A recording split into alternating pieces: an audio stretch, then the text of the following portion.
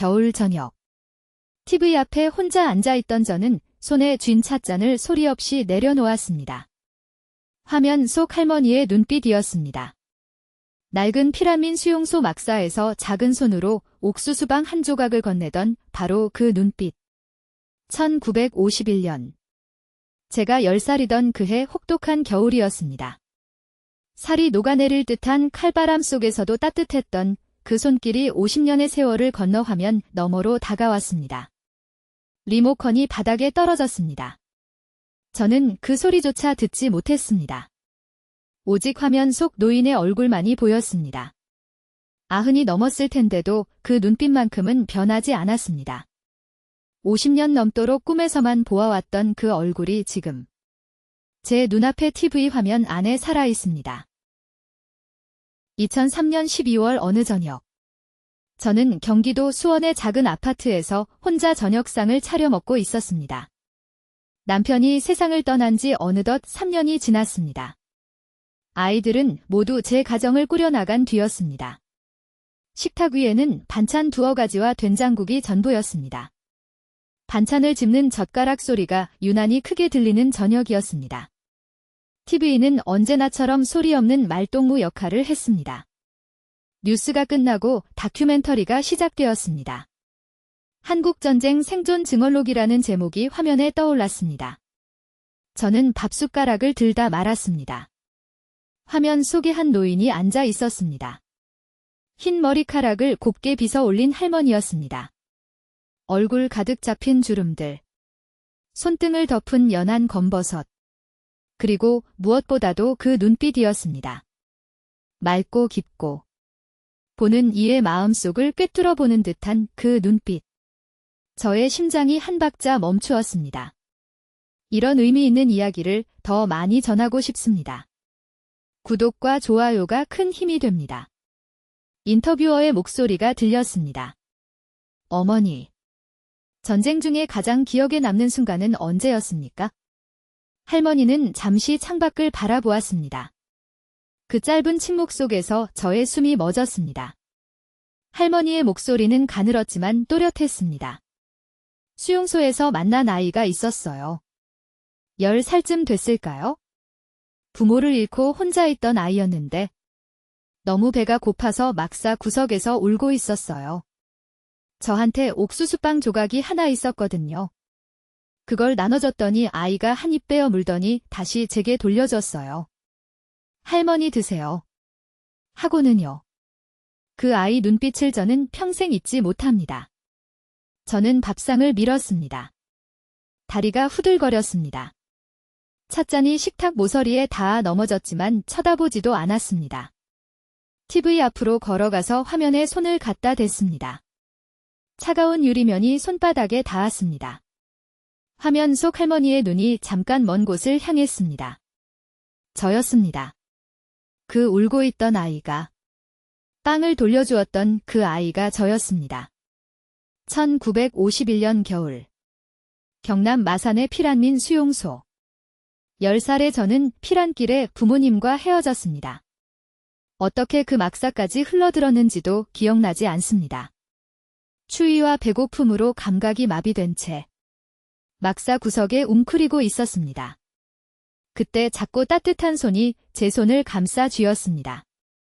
차갑게 식은 옥수수방 한 조각이 손바닥 위에 올려졌습니다. 저는 한 입 빼어 물었습니다. 그리고 그것을 다시 내밀었습니다.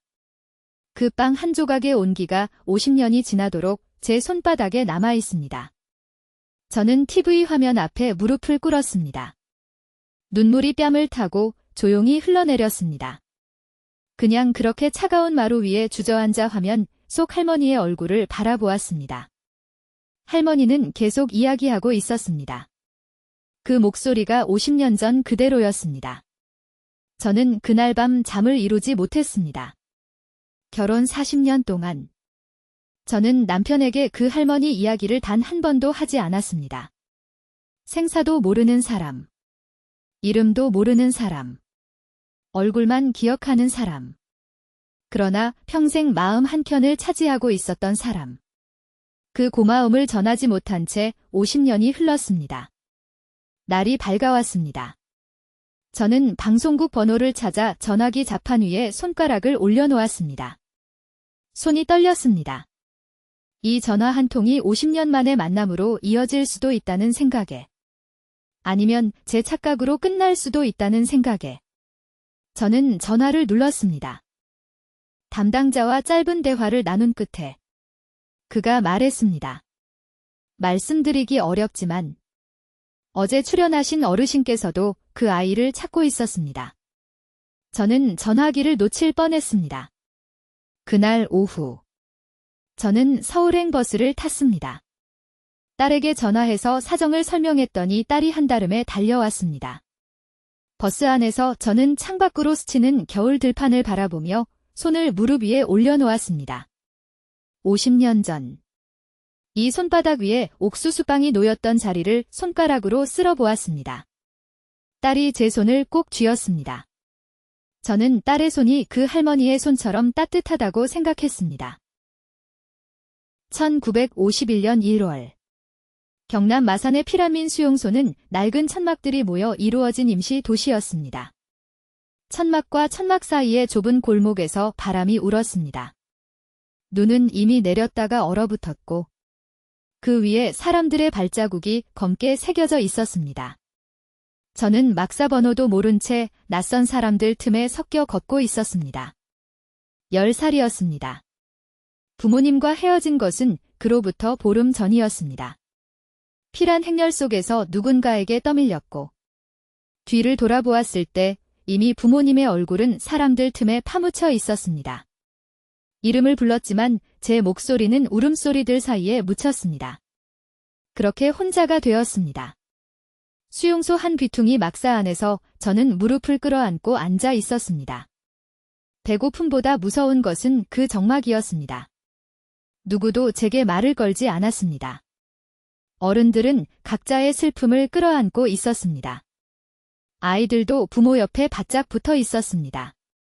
저는 그 안에서 혼자였습니다. 울음이 나왔습니다. 소리를 내지 않으려고 입을 막았습니다. 그래도 눈물이 뺨을 타고 흘러 턱끝에서 떨어졌습니다. 그때 발소리가 들렸습니다. 가벼우면서도 단단한 발소리였습니다.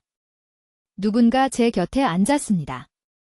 천막 천장에서 새어 들어오는 희미한 빛 아래 한 여인의 얼굴이 보였습니다. 40대 초반쯤 되어 보이는 얼굴이었습니다. 이마에 주름이 깊었지만 눈빛이 맑았습니다. 그분이 천천히 손을 내밀었습니다. 손바닥 위에 무언가가 놓여 있었습니다. 납작하고 둥근 손 크기만 한 것이었습니다. 옥수수빵이었습니다. 차갑게 식어 있었지만 그 손이 따뜻해서 온기가 남아 있었습니다. 먹어. 사람이 살아야지. 그분이 말했습니다. 아무것도 묻지 않았습니다. 어디서 왔는지, 부모는 어딨는지, 이름이 뭔지 묻지 않았습니다. 그냥 그 빵 하나를 내밀었습니다. 저는 한 입 빼어 물었습니다. 수수한 곡물의 냄새.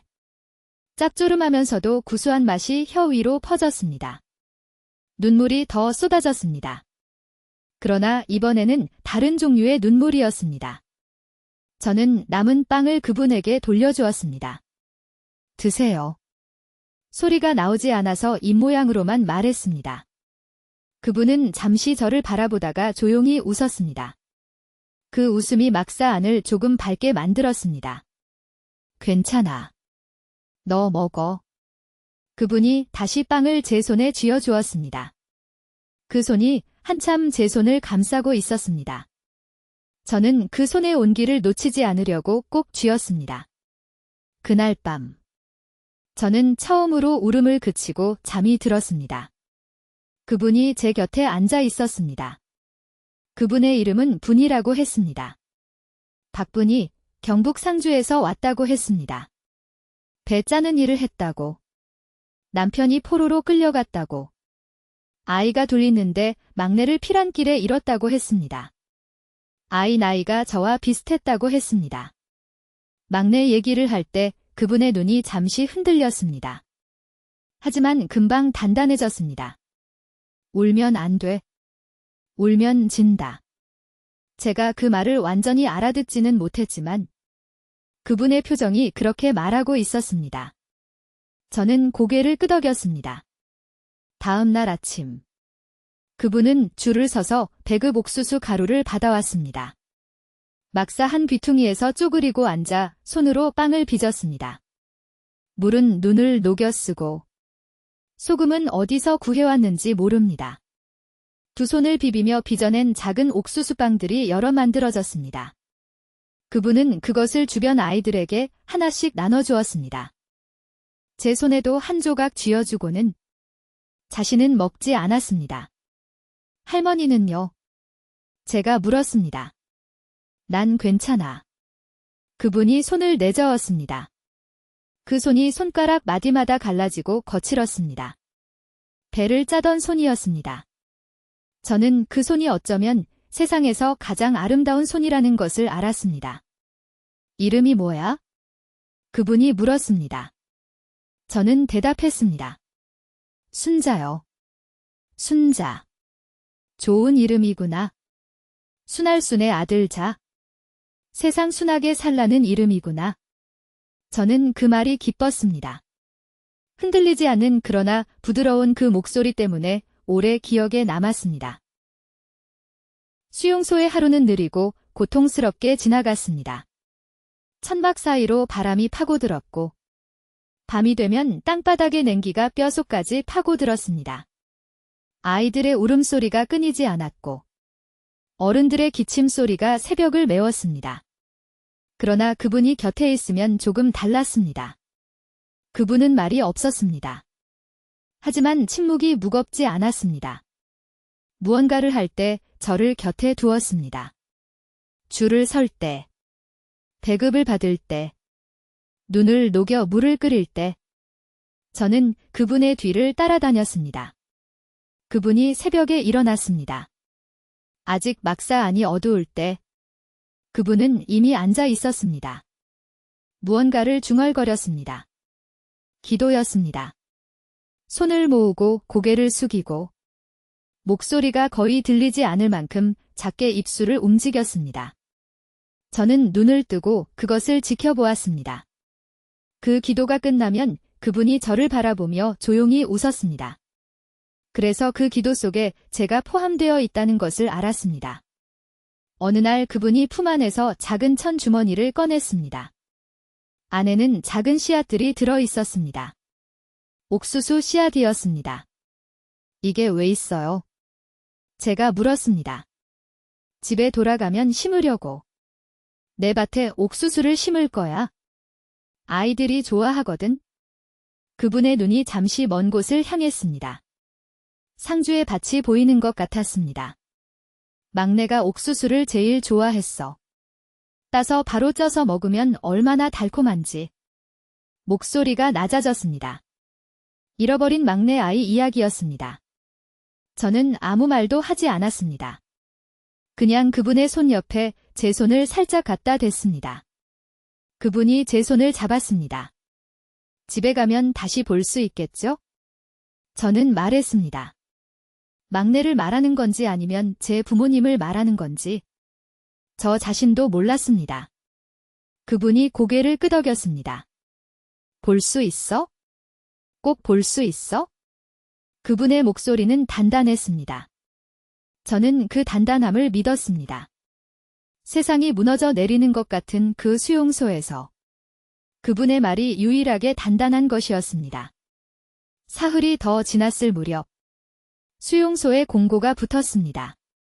가족 단위 이주 계획이 발표되었습니다. 그분이 그 공고를 보고 잠시 멈추었습니다. 그리고 저를 내려다보았습니다. 저는 그 눈빛에서 무언가 단단하게 결심되는 것을 보았습니다. 나랑 같이 있을 수 있어? 내가 내 조카 딸이라고 하면 돼. 그분이 말했습니다. 저는 고개를 끄덕였습니다. 그날 이후 나흘을 더 같이 있었습니다. 그분이 빚는 옥수수빵을 나눠 먹었습니다. 밤에는 서로의 등을 기댔습니다. 그러나 열흘이 지났을 때 상황은 바뀌었습니다. 경북 지역 피란민들을 따로 모은다는 새 공고가 붙었습니다. 그분은 경북 상주 출신이었습니다. 저는 경남으로 배정받은 무연고 아동이었습니다. 이별은 다음 날 아침이었습니다. 서리가 내린 차가운 아침이었습니다. 그분이 제 손을 양손으로 감쌌습니다. 차갑게 식은 옥수수빵 한 조각을 손바닥에 올려주었습니다. 마지막 남은 것이었습니다. 순자야. 부모님 꼭 만날 거야. 집에 돌아가거든 옥수수빵 꼭 먹어. 내가 생각날 거야. 저는 울지 않으려고 했습니다. 그러나 그분이 돌아서는 순간 눈물이 쏟아졌습니다. 그분의 등이 사람들 사이로 사라졌습니다. 저는 그 등이 보이지 않을 때까지 서 있었습니다. 손바닥에 옥수수빵이 녹아 따뜻해졌습니다. 버스 안에서 저는 눈을 감았습니다. 겨울 햇살이 차창을 통해 들어와 볼을 데웠습니다. 50년 전의 막사가 떠올랐습니다. 그분의 손이 떠올랐습니다. 빵의 냄새가 떠올랐습니다. 그리고 그분의 목소리가 떠올랐습니다. 울면 안 돼. 울면 진다. 저는 눈을 떴습니다. 울지 않았습니다. 전쟁이 끝났을 때 저는 12살이었습니다. 부모님과 다시 만난 것은 수용소 생활이 끝나고 반년쯤 지났을 때였습니다. 부산의 한 임시 거처에서 같은 고향 사람을 통해 연락이 닿았습니다. 그날 아버지의 얼굴을 보았을 때 저는 달려가지 않았습니다. 그냥 서 있었습니다. 무릎이 풀려서 그 자리에 주저앉았습니다. 어머니가 달려와 저를 안았습니다. 서로를 껴안고 오래 울었습니다. 그러나 그 눈물 속에도 저는 그분을 생각했습니다. 옥수수빵을 나눠주던 그 손을. 집으로 돌아가는 길은 멀고 험했습니다. 고향 마을은 폭격으로 절반이 부서져 있었습니다. 이웃집들이 없어졌고 아는 얼굴들이 많이 사라졌습니다. 그래도 집자리에 집을 다시 세웠습니다. 아버지가 흙을 이기고 어머니가 잡초를 뽑았습니다. 저도 거들었습니다. 그러는 동안에도 저는 그분을 생각했습니다. 분이 할머니가 상주로 무사히 돌아갔을지, 잃어버린 막내를 찾았는지, 15살이 되었을 때 저는 처음으로 편지를 썼습니다. 경북 상주군청 앞으로였습니다. 박분이라는 분을 찾는다고. 전쟁 당시 마산 피라민 수용소에서 만났다고. 그분께 꼭 감사 인사를 전하고 싶다고 했습니다. 답장은 오지 않았습니다. 18이 되어 서울로 올라왔습니다. 봉제 공장에서 일을 했습니다. 거기서 만난 사람들 중에 경북 출신들이 있었습니다. 상주 아세요? 상주에서 박분이라는 분을 아시냐고 물어보았습니다. 모른다는 사람들이 대부분이었습니다. 결혼 후 아이들이 자라면서 찾는 일이 뜸해졌습니다. 살기가 바빴습니다. 그러나 잊지는 않았습니다. 가끔 텔레비전에서 전쟁 관련 프로그램이 나오면 혹시 하는 마음으로 지켜봤습니다. 한국전쟁 기념일이 되면 신문 사회면을 유독 꼼꼼히 읽었습니다. 아이들에게 그분 이야기를 한 번 꺼낸 적이 있습니다. 큰딸이 중학생일 때였습니다. 전쟁 때 날 살려준 분이 있었다고. 옥수수빵 한 조각을 나눠줬다고. 딸이 물었습니다. 엄마. 그래서 그 할머니 찾았어요. 저는 아직 못 찾았다고 했습니다. 딸은 고개를 끄덕였습니다. 그러고는 더 묻지 않았습니다. 남편이 세상을 떠나고 난 뒤 저는 다시 그분을 더 자주 생각했습니다. 외로운 밤이 많아지면서 옥수수빵을 더 자주 만들게 되었습니다. 빵을 빚으며 그분에게 말을 겁니다. 지금 어떻게 지내세요? 상주에 계신가요? 아직 살아 계신가요? 물론 대답은 없습니다. 그래도 말을 거는 것이 위안이 되었습니다. 그런 세월이 50년이었습니다. 이름만 알고 있었습니다. 박분이라는 이름. 경북 상주 출신이라는 것. 그리고 옥수수빵 한 조각을 아무 이유 없이 굶고 있는 아이에게 건네줄 수 있는 마음씨를 가졌다는 것. 그것만으로 50년을 기억했습니다. 서울로 향하는 버스 안에서 저는 가방 안을 뒤졌습니다. 그런데 손가락 끝에 작은 비닐 봉지가 걸렸습니다. 안에는 옥수수 가루가 조금 들어 있었습니다. 어제 만들다 남은 것이었습니다. 저는 그것을 손바닥 위에 올려놓고 바라보았습니다. 할머니, 제가 가고 있습니다. 이번엔 제가 빵을 가지고 가겠습니다. 딸이 제 어깨에 기댔습니다. 잠이 든 것이었습니다. 버스가 고속도로로 들어섰고 창밖으로 겨울 들판이 펼쳐졌습니다. 빈 옥수수밭의 줄기들이 바람에 흔들렸습니다. 봄이 오면 다시 심을 것입니다. 저는 그 빈 밭을 바라보며 생각했습니다. 50년이라는 시간도 저 밭과 같다고. 비어 있는 것처럼 보였지만 사실 무언가를 품고 있었다고. 지금 이 순간을 기다리며. 서울의 방송국 건물은 생각보다 컸습니다. 유리창이 높이 솟아 있었고 사람들이 분주하게 오고 갔습니다. 저는 딸의 손을 잡고 로비로 들어갔습니다. 담당 PD를 만나기로 되어 있었습니다. 젊은 여성 PD가 우리를 맞이했습니다. 20대 후반쯤 되어 보이는 단정한 얼굴이었습니다. 그분이 저를 보며 잠깐 멈추었습니다. 그리고 조용히 인사했습니다. 어머니. 먼 길 오셨습니다. 저도 이런 일이 생길 줄은 몰랐습니다. 그분이 저를 회의실로 안내했습니다. 커피가 나왔습니다. 저는 커피잔을 두 손으로 감쌌습니다. 온기가 느껴졌습니다. PD가 천천히 말했습니다. 박분희 할머니가 이번 다큐멘터리에 출연하게 된 경위를, 그리고 할머니가 촬영이 끝난 뒤 PD에게 부탁한 내용을.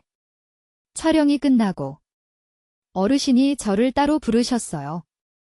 혹시 이 방송을 보고 연락이 오는 사람이 있으면 꼭 알려달라고. 마산 수용소에서 만난 아이가 있었는데 혹시라도 그 아이가 이 방송을 볼 수도 있지 않겠냐고. 저는 커피잔을 내려놓았습니다. 손이 떨렸습니다. 어르신이 그 아이를 오랫동안 찾고 있었다고 하셨어요. 수십 년 동안. 이름도 얼굴도 희미해졌지만 꼭 다시 한번 보고 싶다고. 빵을 한 입 먹고 자기에게 돌려준 아이라고 하셨어요. 그 아이만큼은 잊어본 적이 없다고. PD의 목소리가 잠시 잦아들었습니다. 저도 아무 말을 하지 않았습니다. 딸이 조용히 제 손을 잡았습니다. 그분이 저를 찾고 있었습니다. 50년 동안. 저는 그것을 몰랐습니다. 제가 그분을 찾고 있는 동안 그분도 저를 찾고 있었다는 것을. 서로가 서로를 향해 50년의 시간을 걸어왔다는 것을. 그 사실이 무엇보다 저를 울렸습니다. 찾아서 감사 인사를 전하려 했던 건 저뿐이 아니었습니다. 빵 한 조각을 줬던 것이 그분에게도 잊히지 않는 순간이었습니다. 제가 돌려준 그 빵 한 조각이 그분의 마음에도 깊이 박혀 있었습니다. PD가 말했습니다. 어르신은 경기도 광주에 계십니다. 아드님 댁에서 지내고 계세요? 연락이 가능하신지 먼저 여쭤봐야 할 것 같습니다. 네. 부탁드립니다. 저는 말했습니다. 목소리가 갈라졌습니다. PD가 전화를 걸었습니다. 잠시 기다리는 동안 회의실이 조용했습니다. 딸이 제 손을 계속 쥐고 있었습니다. 저는 딸의 손이 따뜻하다고 생각했습니다. 아이를 낳고 키우면서 제가 만들어준 온기가 딸의 손에 남아있는 것 같았습니다.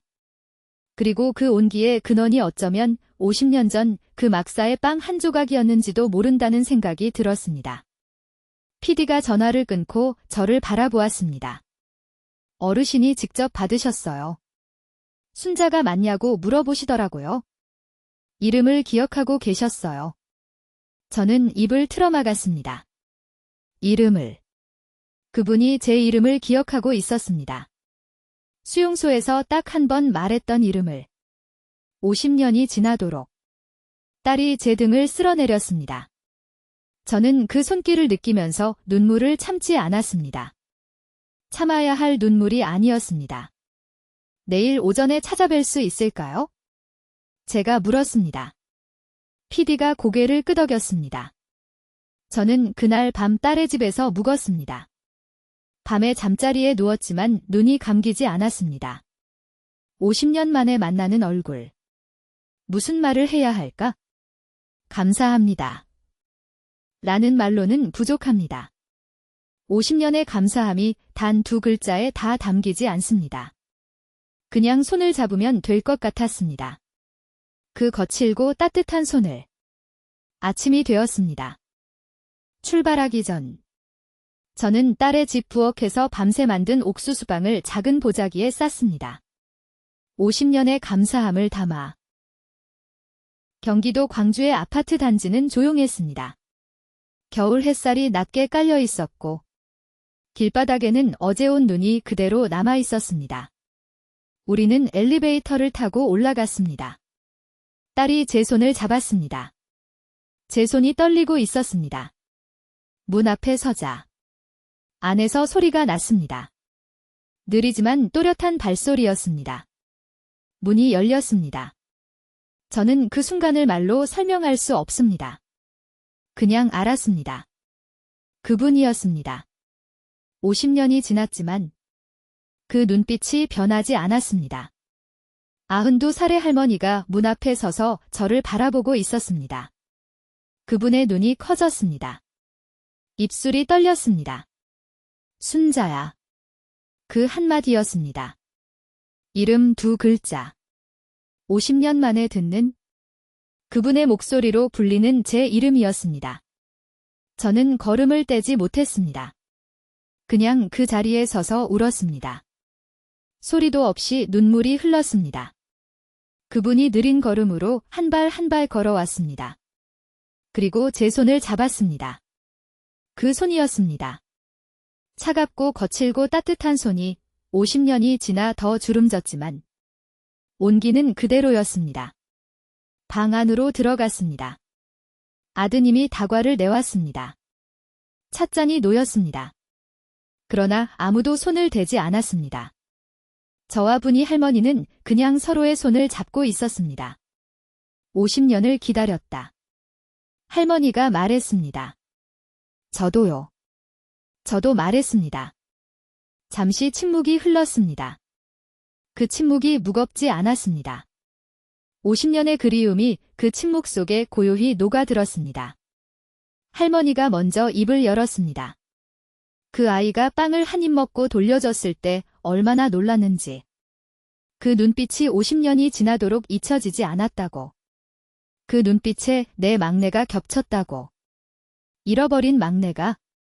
막내를 그해 겨울에 잃었어. 피란길에 넘어지는 바람에. 찾으러 갔는데 이미 사람들 틈에 묻혀버려서. 끝내 못 찾았어. 할머니의 목소리가 낮아졌습니다. 그러나 흔들리지 않았습니다. 50년이 지나 단단해진 슬픔이었습니다. 너를 봤을 때 막내가 생각났어. 막내도 딱 그 나이였거든. 그래서 빵을 줬어. 막내에게 주듯이. 그런데 내가 돌려줬잖아. 그 눈빛이, 그게 내 마음에 박혀버렸어. 저는 그 말을 들으면서 다시 눈물이 났습니다. 그분이 저에게 준 것은 빵만이 아니었습니다. 잃어버린 아이를 향한 사랑이었습니다. 그리고 저는 그 사랑을 50년 동안 품고 살아왔습니다. 할머니의 아드님이 조용히 자리를 피해 주었습니다. 방에는 저와 할머니, 그리고 딸만 남았습니다. 저는 가방에서 보자기를 꺼냈습니다. 할머니 앞에 내밀었습니다. 보자기를 펼치자 옥수수빵들이 나왔습니다. 작고 둥근, 손으로 빚은 빵들이었습니다. 할머니가 그것을 바라보았습니다. 손을 뻗어 하나를 집었습니다. 천천히 들어 올려 코에 가져갔습니다. 냄새를 맡았습니다. 그 눈이 조금씩 붉어졌습니다. 이것을 50년 동안 만들었어요. 할머니 생각을 하면서. 저는 말했습니다. 할머니가 빵을 반으로 나눴습니다. 그 반쪽을 저에게 내밀었습니다. 50년 전 그대로였습니다. 조금 다른 것이 있다면 이번에는 두 사람 모두 먹었다는 것입니다. 빵이 따뜻했습니다. 서로의 손이 따뜻했습니다. 방 안이 따뜻했습니다. 할머니가 웃었습니다. 50년 전 막사에서 보았던 그 웃음이었습니다.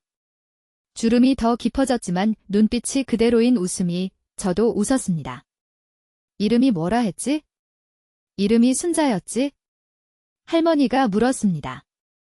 60이 넘은 나를 보면서 10살 순자를 부르는 목소리로. 네. 순자예요.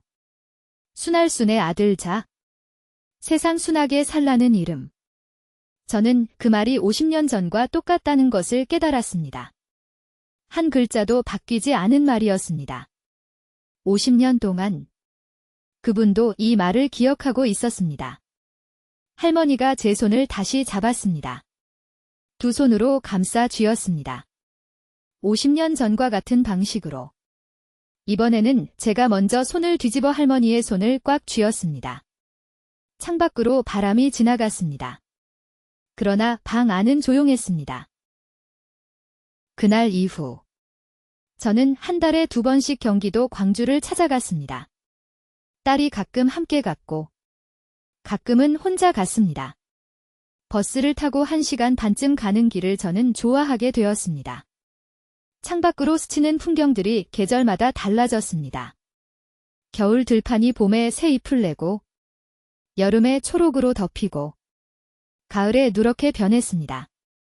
할머니를 찾아가면 언제나 방 안이 따뜻했습니다.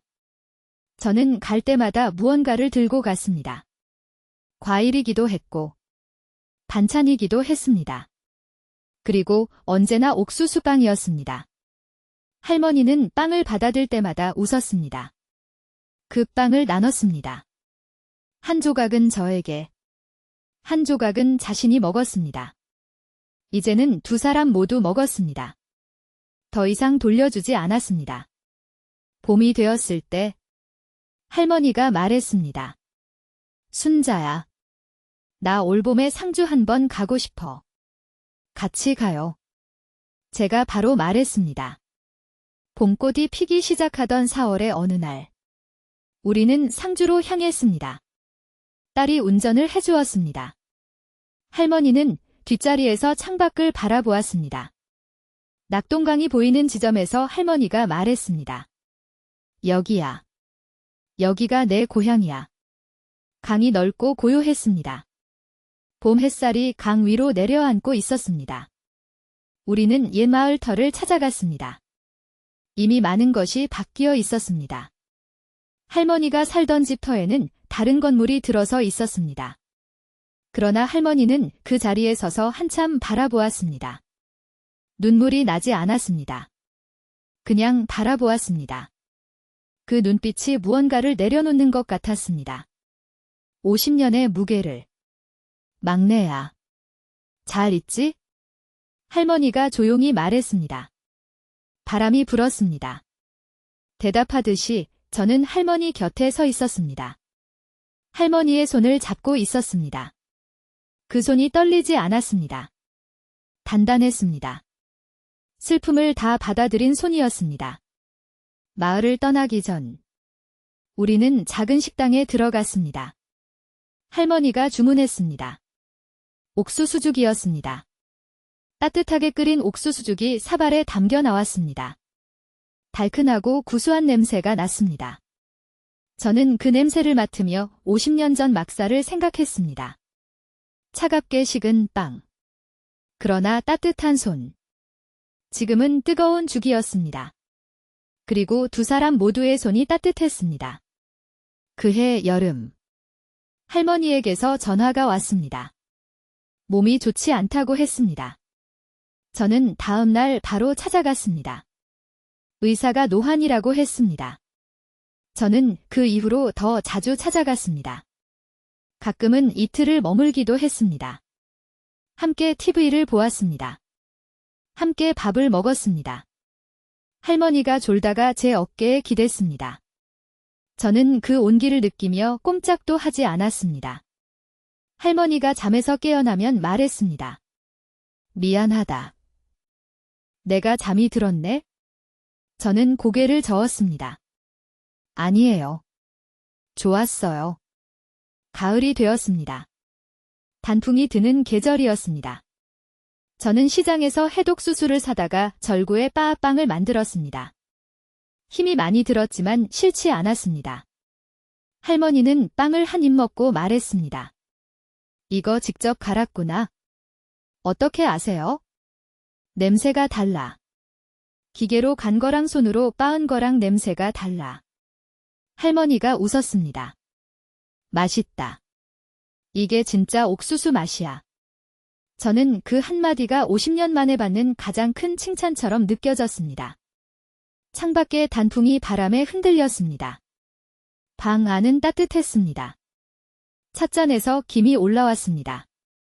할머니가 제 손을 잡았습니다. 저도 할머니 손을 잡았습니다. 두 손이 맞잡혀 오래 있었습니다. 50년이 지나서야 이루어진 것들이 있습니다.